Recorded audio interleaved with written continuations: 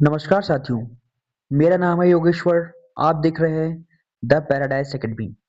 तो आज हम पढ़ेंगे जो 12th क्लास का आपका इतिहास है, उसका पार्ट 5। ठीक है, ये आपकी एनसीईआरटी की बोर्ड की किताब होती है, उसका ये चैप्टर 5 है। ठीक है, तो चैप्टर 5 है आपका यात्रियों के नजरिए। ठीक है, जो भारत में यात्री आए प्राचीन काल में, कब से 10वीं शताब्दी से 17वीं शताब्दी तक, उनके जो नजरिए थे वो भारत को किस नजर से देखते थे, उन्होंने क्या लिखा, कौन सी किताबें लिखी, उन पर हम चर्चा करेंगे। ठीक है, चलिए शुरू करते हैं। यात्रियों के वृत्तांतों का मुख्य स्रोत क्या था, मतलब उन्होंने जो चीजें लिखी, जो वर्णन किया, वो क्या था। उनने जो भी चीजें लिखी वो उनका व्यक्तिगत अनुभव था। क्या था? व्यक्तिगत अनुभव, जो देखा वो लिखा। यात्रियों के विवरणों से हमें किसकी जानकारी मिलती है? उनने जो भी लिखा उससे हमें क्या पता चलता है? सांस्कृतिक सामाजिक जीवन की पता चलता है। ठीक है, उस समय यूट्यूब नहीं था, तो हमें जब उन्होंने जो चीज लिखी है उससे पता चलता है कि उस समय का समाज कैसा था। अल बरूनी भारत कब आया? अल बरूनी 11वीं शताब्दी में किसके साथ आया? महमूद गजनबी के साथ आया। किसके साथ? गजनबी के साथ आया। गजनबी गजनबी के साथ आया था भारत में। ठीक, चलिए, ये शासक है जिसके साथ ये आया था। ठीक, अगला देखिए, अल बरूनी किस शासक के साथ आया था? महमूद गजनबी, अभी मैंने आपको बताया। ठीक है, अगला देखिए, अलबरूनी की प्रसिद्ध कृति कौन सी है? अलबरूनी की प्रसिद्ध कृति जो है किताब उल हिंद। ठीक है, किताब उल हिंद, जिसमें ये भारतीय इतिहास की पहली किताब मानी जाती है जिसमें भारत के बारे में विस्तार से वर्णन किया गया। ठीक है, चलिए, अलबरूनी ने भारतीय समाज को कैसा बताया? अलबरूनी ने भारतीय समाज को जाति आधारित बताया। जाति आधारित थी तो जाति आधारित बताया। मैंने क्या कहा? आप अभी हमने पढ़ा कि उनने जो भी चीजें लिखी वो व्यक्तिगत अनुभव पर थी, उन्होंने जो देखा वो लिखा। अलबरूनी ने किस बात की आलोचना की? अलबरूनी ने जाति भेद जो होता है, मतलब इंसान को इंसान नहीं समझाता है, तो उस चीज का उसने काफी ज्यादा विरोध किया था। कोई भी विरोध करेगा। इबन बतूता भारत कब आया? इबन बतूता आया था आपका 14वीं शताब्दी में आया था। ठीक, कब? 14वीं शताब्दी में यह आया था आपका 1333 में आया था। ठीक है, उसमें मोहम्मद बिन तुगलक के समय में आया था। ठीक, इबन बतूता किस देश का निवासी था? इबन बतूता आपका मोरक्को देश का था। इबन बतूता की यात्रा कथा का नाम क्या है? रेहला। ठीक है, रेहला लिखा हो, रेहला होता है। ठीक है, इबन बतूता किस शासक के समय भारत आया? मैंने आपको बताया अभी, मोहम्मद बिन तुगलक। ठीक है, इबन बतूता को भारत में कौन सा पद मिला था? काजी का पद मिला था। काजी मतलब होता है न्यायाधीश। न्यायाधीश।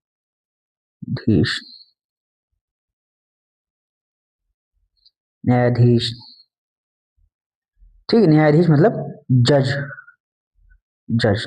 ठीक, चलिए, इबन बतूता ने किस बात की प्रशंसा की? उसने जो भारत में मोहम्मद बिन तुगलक के समय में जो न्याय व्यवस्था थी उसकी काफी ज्यादा उसने क्या बोलते हैं उसकी तारीफ की है। इबन बतूता ने स्त्रियों की स्थिति को कैसे दिखाया या देखा? उसने सीमित लेकिन सक्रिय देखा। उसने देखा कि मतलब हाँ, समाज में सक्रिय तो है, मतलब थोड़ा बहुत तो नजर आती है कहीं ना कहीं, जैसे राजा के कामों में हस्तक्षेप करना। ठीक है, बहुत कुछ है। मार्को पोलो भारत कब आया? मार्को पोलो आया था आपका 13वीं शताब्दी में। ठीक, चलिए, मार्को पोलो किस देश का यात्री था? मार्को पोलो आपका इटली का यात्री था। कहाँ का? इटली का यात्री था। ठीक, मार्को पोलो ने भारत को किस रूप में वर्णित किया? उसने वर्णित किया समृद्ध और व्यापारिक। मतलब उसने देखा कि मतलब ये काफी ज्यादा समृद्ध है, तो इसी ने कहा कि भैया जो है, जब इसने लिखा तो ये यूरोपीय जो देश थे उन्होंने जाना कि भैया भारत समृद्ध है, तो फिर वहां यहाँ कंपनी लगाने आए थे। ठीक, मार्को पोलो ने किस व्यापार पर विशेष ध्यान दिया? जो मसाले थे, भारत में मसाले सबसे ज्यादा हमेशा से प्रचलित रहे हैं। डोमिंगो पेस किस देश का यात्री था? डोमिंगो जो था वो आपका कहाँ का? आपका पुर्तगाल का निवासी था। ठीक है, पुर्तगाल का, ध्यान रखिएगा। डोमिंगो पेस ने किस साम्राज्य का वर्णन किया? विजयनगर के साम्राज्य के शासन में आया था वो। किसमें आया था? विजयनगर में आया था। विजयनगर को किस यात्री ने समुद्र नगर कहा? डोमिंगो पेस ने, अभी हमने पढ़ा।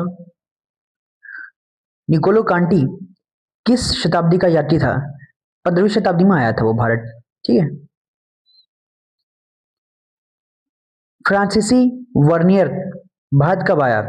17वीं शताब्दी में आया था। कब आया था? 17वीं शताब्दी में आया था।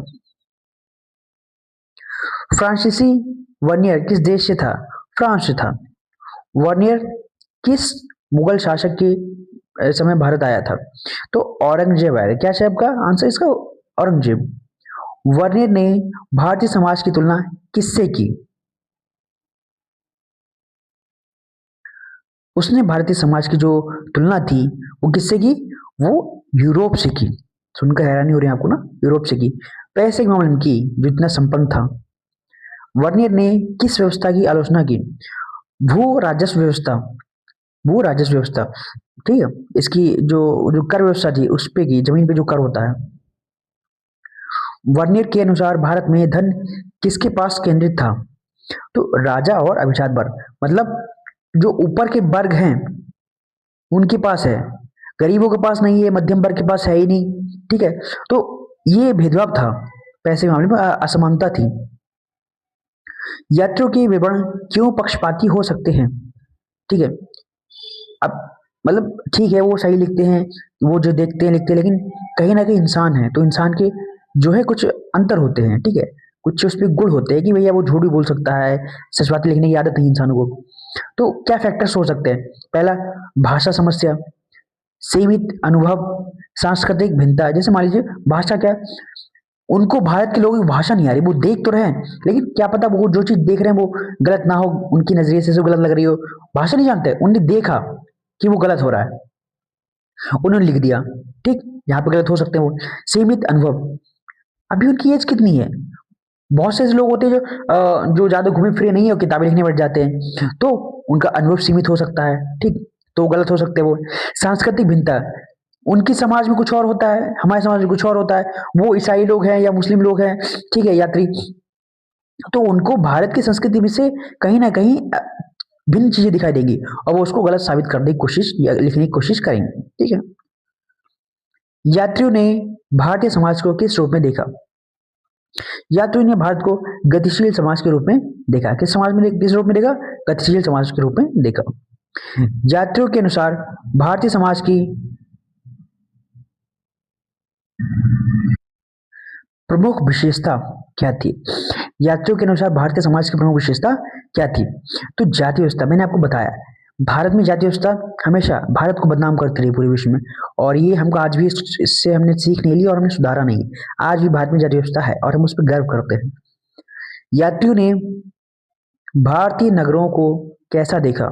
समृद्ध और भीषण भीड़ता वाला, मतलब यहाँ पर भीड़ है, बहुत ज्यादा जनसंख्या है, ठीक है, लेकिन समृद्ध है बहुत ज्यादा, ये देखा। तो ने दंड व्यवस्था को कैसा बताया? इवन बतौता है दंड व्यवस्था को बहुत ही कठोर बताया। ठीक, कैसा बताया? कठोर बताया। कठोर होगा तभी तो अपराध रुकेंगे। अल बरूनी ने किस भाषा का अध्ययन किया? संस्कृत भाषा का अध्ययन किया। किसका? संस्कृत भाषा का अध्ययन किया, ताकि वो यहाँ की चीजों को समझ सके। यात्रियों के वृत्तांत किस प्रकार के स्रोत हैं? विदेशी, वर्णनात्मक। ठीक है, कैसे विदेशी? सब विदेशी यात्री तो थे। मार्को पोलो ने किस क्षेत्र की यात्रा की? उसने जो दक्षिण भारत है, दक्षिण भारत, उसकी यात्रा की। ठीक है, किसकी? दक्षिण भारत की। यात्रियों के लेखन का मुख्य उद्देश्य क्या था? यात्रियों के लेखन का जो मुख्य उद्देश्य था वो था जानकारी साझा करना। क्या करना? जानकारी साझा करना। ठीक, चलिए। यात्रियों ने भारतीय भोजन के बारे में क्या लिखा? मतलब हर जगह अगर आप थोड़ी थोड़ी दूरी दूरी पर तरह तरह के खाने मिलते हैं। ठीक है, जैसे आप बिहार निकल जाओ, अभी वर्तमान में देख लो, बिहार निकल जाओ तो अलग खाना है, यूपी में आ जाओ अलग खाना है, थोड़ा सा आगे निकल जाओ आपका राजस्थान तो अलग खाना है। ठीक है, और आपका उड़ीसा चले जाओ अलग खाना है, पंजाब चले जाओ अलग खाना है, तो विविध प्रकार के खाना है। ठीक है, जैसे विदेश में एक देश में एक ही खाना चलता है। भारतीयों के अनुसार भारतीय समाज किस पर आधारित था? जाति और धर्म पर, इस पर हम चर्चा कर चुके हैं। यात्रियों के विवरण इतिहास के लिए क्यों महत्वपूर्ण है? बाहरी दृष्टि के कारण, मतलब बाहर के लोग भारत को किस नजर से देखते थे उस समय में, वो बहुत जरूरी था हमारे लिए जानना। ठीक, तो वो हमारे लिए महत्वपूर्ण है बहुत। ठीक, चलिए। अल बरूनी ने भारत को किस कारण अलग थलग बताया? जाति व्यवस्था। इब्न बतूता ने किस नगर की प्रशंसा की? इब्न बतूता ने दिल्ली की प्रशंसा की, क्योंकि वो वहीं का काजी था। ठीक, वार्नियर के अनुसार किसानों की स्थिति कैसी थी? तो किसानों की स्थिति बहुत ही दयनीय थी। कैसी थी? बहुत ही दयनीय थी। ठीक है, दयनीय ऋषि। यात्रियों के अनुसार भारत किस लिए प्रसिद्ध था? यात्रियों के अनुसार यहाँ पे मसाले और कपड़े बहुत ज्यादा, ऊनी जो कपड़े होते हैं ना, वो यूरोप में जो कि सर्दी होती है वो होती है, तो वहां पर ऊनी कपड़े पहनने के लिए यहाँ से जाते थे। और मसाले, मसाले खाएंगे तो गर्मी आएगी थोड़ी शरीर में, तो इसीलिए मसाले और कपड़े। यात्रियों ने भारतीय समाज को किस दृष्टि से देखा? यात्रियों ने आपको, यहाँ पर मैंने आपको बताया, मिश्रित समाज, मतलब हर तरह के लोग रहते हैं, भिन्न भिन्न प्रकार के वस्त्र पहनते हैं, भिन्न प्रकार के बसाल खाने खाते हैं। ठीक है, तो विविधता है यहाँ पर सब, लेकिन फिर मिलजुल के रह रहे हैं। यात्रियों के वृत्तांतों की सबसे बड़ी सीमा क्या थी? व्यक्तिगत पूर्वाग्रह। ठीक है, मतलब वो पहले से कुछ चीजें सोचे बैठे हैं और वो सोचकर यहाँ आ रहे हैं, तो वैसी चीजें नहीं घटित हो रही हैं। वो जो चीज सीख कर आए हैं, मतलब अपने पूर्व अनुमान से जो सीख कर आए हैं, उससे कहीं ना कहीं वो उससे पीड़ित रहते हैं। यात्रियों के विवरण किसके पूरक हैं? यात्रियों के जो विवरण हैं वो शिलालेख, सिक्के, स्थानीय ग्रंथ, इन सभी से के पूरक हैं। ठीक है, वर्नियर के वर्नियर ने किस व्यवस्था को यूरोप में कमतर बताया? जो सामाजिक आर्थिक व्यवस्था है ना, उसको कमतर बताया। ठीक है, यात्रियों ने यात्रियों के अनुसार भारतीय समाज में धर्म का स्थान कैसा था?